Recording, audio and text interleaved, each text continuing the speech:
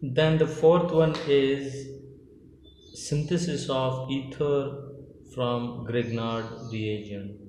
Ether can also be synthesized by using Grignard reagent with lower halogenated ether. When ethyl magnesium iodide reacts with the halogenated ether,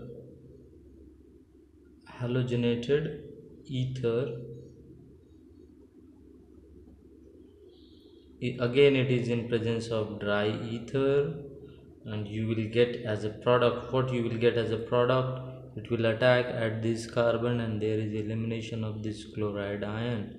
What you can have here again, CH3 CH2 CH2O CH3, methyl propyl ether as a product, methyl propyl ether as a product, and MgI2 as a side product. So it is simply ether of higher carbon. Ether of higher carbon can be obtained by using Grignard reagent. And then alkyl amine. Alkyl amine can also be obtained by using Grignard reagent. When a Grignard reagent methyl magnesium iodide reacts with the amine chloride, or chloramine, again it is in presence of dry ether, you can have CH3NH2 as a product, that is methylamine as a product, methylamine as a product.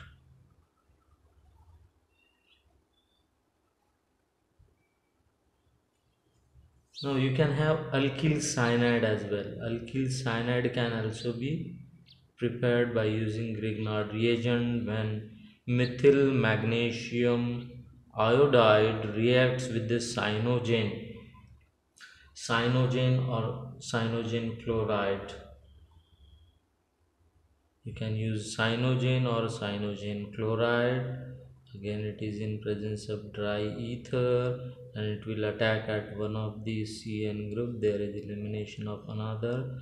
Or if you take cyanogen chloride, it will attack at this sign and elimination of chloride ion. From here you can have, here it is CH3CN and MgCl2 or this Cn as a side product. Again you can have organometallic compounds can also be prepared by using one organometallic compound, isn't it? Some like diethyl mercury, trimethyl phosphine, some non-metallic compound can also be synthesized by using Grignard reagent. Let me see one by one. It is uh, diethyl mercury. How do we synthesize diethyl mercury, isn't it?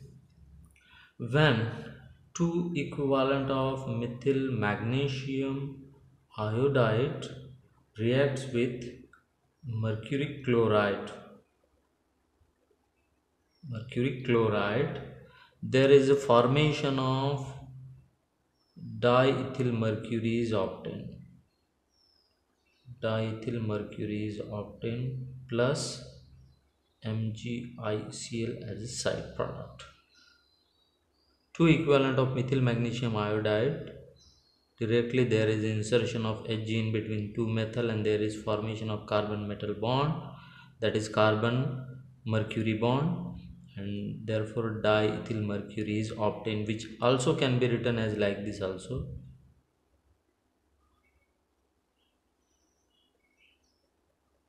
So this is the diethyl mercury.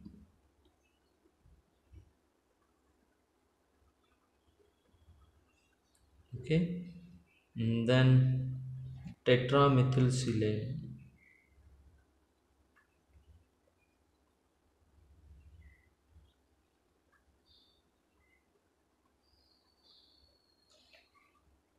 When four equivalent of methyl magnesium iodide reacts with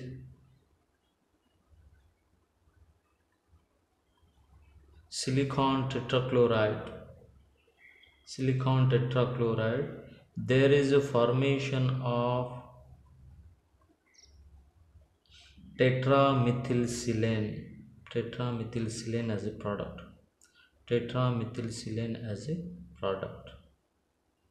TMS, which is used as a standard in NMR spectroscopy. Tetramethylsilane, you do keep in mind this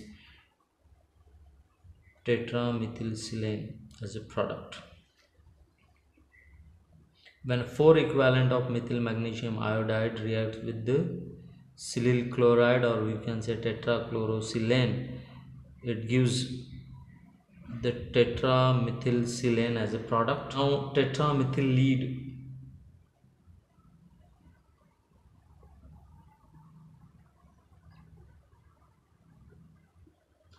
Again, 4 equivalent of ethyl magnesium iodide reacts with the 2 equivalent of lead chloride,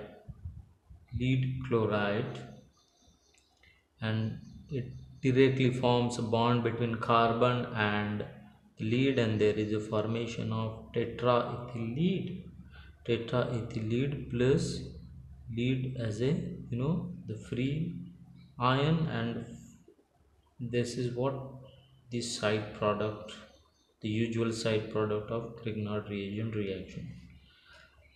Isn't it? The 4 equivalent of ethyl magnesium iodide, when react with the 2 equivalent of lead chloride, there is a formation of tetraethyl lead as a product. Then tetraethylene.